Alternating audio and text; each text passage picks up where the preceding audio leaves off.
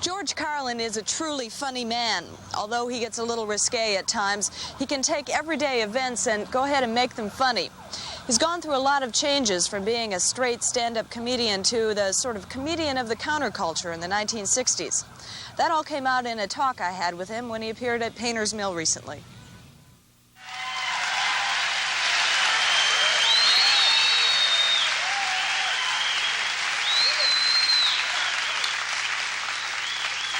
Hiya, hiya, hiya, hiya. How are you? Just trying to think where it would be nice to start. Well, just some of our common ground, you know, things that happen to all of us, things you can't really completely file away. Do you ever reach, when you're at home and you want to make a sandwich, do you reach down past the first 2 or 3 pieces of bread to go down and get the good bread? It's kind of a survival thing, you know? Let my family eat the rotten bread. I'll take care of numero uno. Did you ever go to shake a guy's hand and he doesn't notice it? And you have to go, you know. You have to make it look like something you do all the time, you know? Something I picked up in college, huh?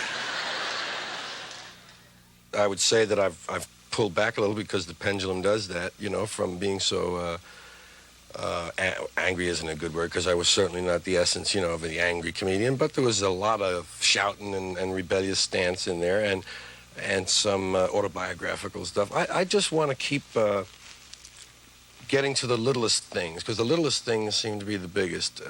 For some reason, those things of how we look at each other and how we breathe at night when we can hear it, or what you do with the bacon or the bread or something, those things are so expressive of how we're all the same in a big way. What about bacon? Have you ever noticed that underneath, when you have a pound of bacon and you're putting it in the pan, that underneath all the nice, neat, horizontal strips of bacon, there's always one weird piece underneath, man? Comes from a different pig.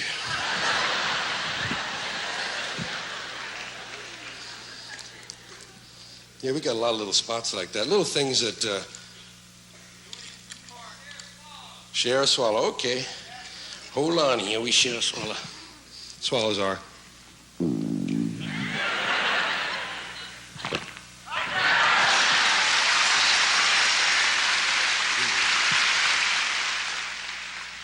The first television I ever did was Merv Griffin in 1965. And eventually, after you did Merv, you did Mike. You did the whole Westinghouse round robin.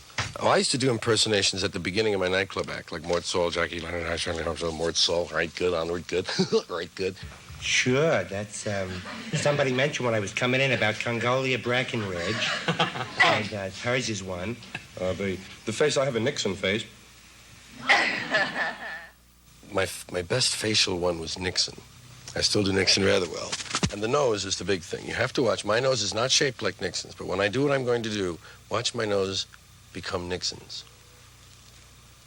Oh, yes. Exactly. No, all I ever did was just regular faces, like in school. Child's face, number 11. Okay. Sometimes you meet a guy, and it's not your fault, but both of his eyes don't look in the same place at the same time. And you don't know which one to look at, man, you know. You don't want to hurt anybody's feelings, so you kind of trade it off for a while, you know. Right. Oh, yeah. Sure, cool. Okay, yeah. Pretty soon you notice that one of them is looking at you a little more than the other one. So you say, well, I'll go with that one. Meanwhile, he's describing a building down the street.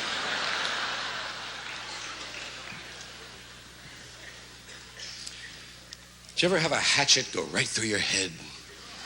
And you know, just before you feel the pain, there's a little blast of cold air right in your brain. Guess some of these things aren't as universal as I thought. Many of the words and ideas that were shocking, outrageous a few years ago are diffused now. They're no longer shocking. Will they remain funny, do you think? Yeah, no, they'll always be funny because they'll always represent something outside of the norm, something not in the normal chain of events. When you start to talk about things that are that dramatic and exciting to people, they'll always be good for comedy because comedy needs surprise. What do you want to be like when you're 50, 60 years old? I expect to be taller. I'd like to be a little taller, and I'd probably like to have a plant growing out of my head. If they have that, then. Otherwise, I won't push for it. Okay. Well, I find the best way to shop at the supermarket is to be a little hungry, you know. Miss a couple of days. Get going just short of hallucinating. Don't ever want to hallucinate in the supermarket. All the soup labels look alike, you know. You don't know what to get. But just get good and hungry, and then smoke about 8 joints and take $500 and go to the supermarket.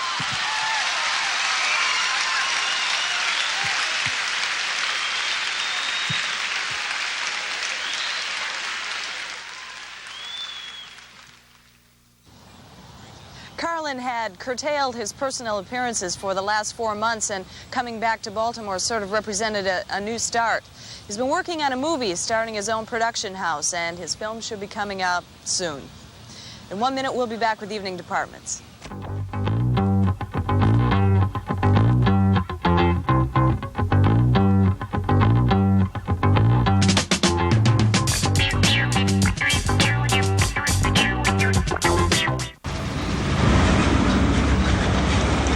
In the hearts of his fans, Elvis Presley can never be replaced. But even before he died, there were plenty of people who were doing impersonations of the king. Larry Angelo in Philadelphia found one impersonator who does a pretty good job of it. They call him simply the Big Al. There have been 3 plateaus since the record business began. One is Sinatra, the other is the Beatles, and then there's the guy in the middle named Elvis.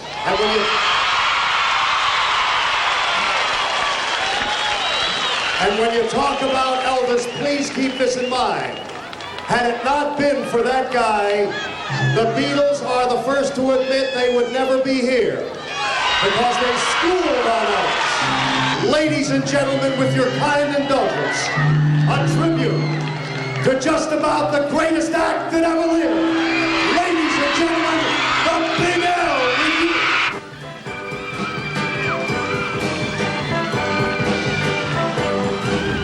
I'm scared every time I go out there because I realize I'm not Elvis, and I'm wondering how the people are going to respond to it.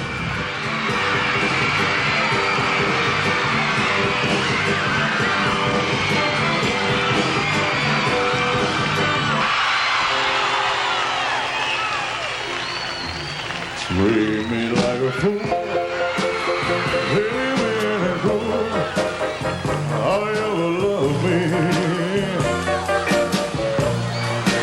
Break my little heart, oh boy, but you can't do that, love me.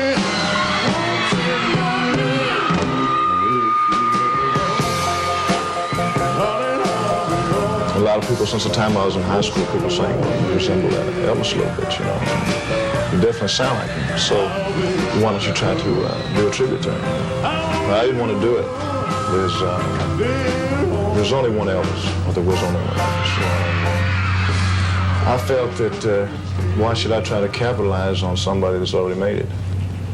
But when Elvis comes to town, you know, the tickets sold out like in 5 hours. People didn't get a chance to see him, so I figured, well, I'm going to do the best I can to bring the image to the people.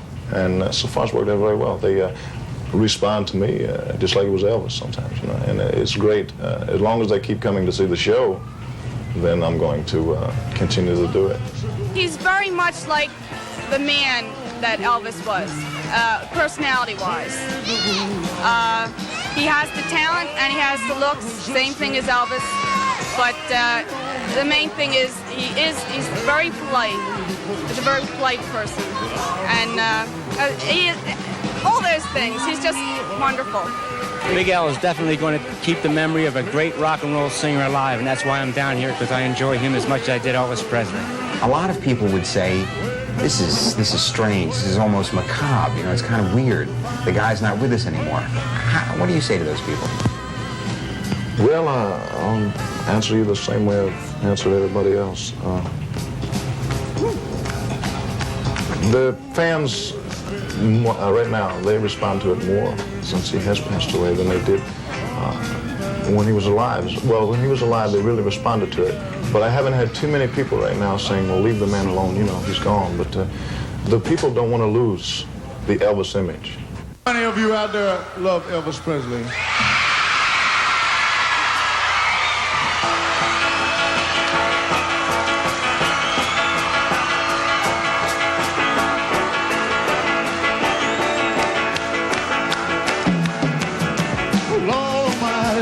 Feel my temperature rising, yeah, high, high, it's running through to my soul, yeah, girl, girl, girl, you're gonna set me on fire, ooh, my brain is flaming, I don't know which way to go, yeah, cause you kill and lift me high, like a sweet song of a choir, I'm on the sky. Burning love, I feel my temperature rise. Well, help me, I'm flaming. I must be 109. Yeah, burning, burning, burning and nothing can cool. When I sing, I want to hit the notes that he hit. I like to do most of the singing. You know. I get embarrassed sometimes when I have to move. Somebody says, well, do this and do that. And I'll shake a hip, and if people like it, I feel embarrassed. I really do. Because when I was brought up, I was really a quiet type of guy. Shy type. I don't like parties. I don't like crowds. But if I have to go out there and entertain the people, I got to give them what they want, and that's all that matters.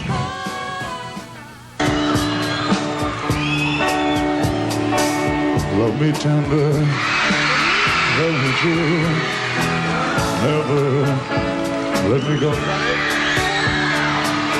You help me. My dreams come true, and I love you so. Love me tender, love me true, all my dreams fulfill. Oh my darling, I love you, and I always will.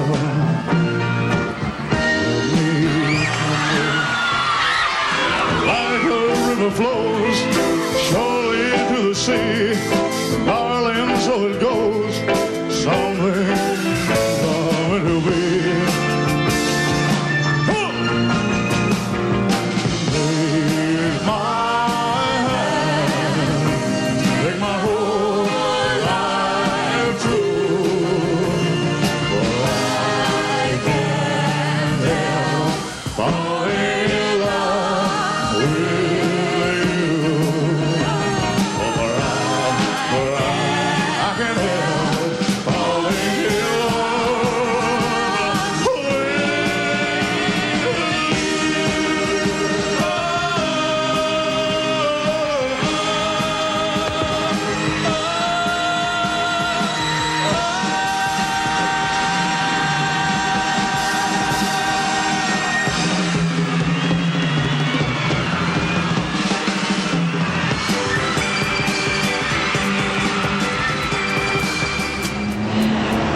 Before he was gone, Elvis Presley had a mystique about him that I don't think anybody else has ever had. I'm sure there'll be more impersonators of his act to come in the future. Tomorrow evening, we'll be meeting one of his biggest fans. Dave and I'll be back to tell you about tomorrow's evening program in just 1 minute.